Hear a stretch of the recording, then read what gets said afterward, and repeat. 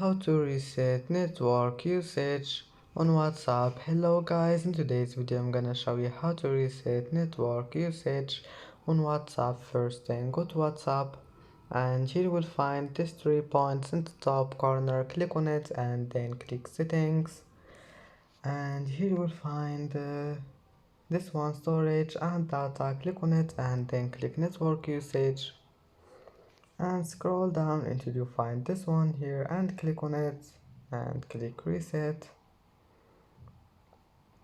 and that's it. As you see, data has been resetted, and that's it. Now just go back, and that's it for today's video.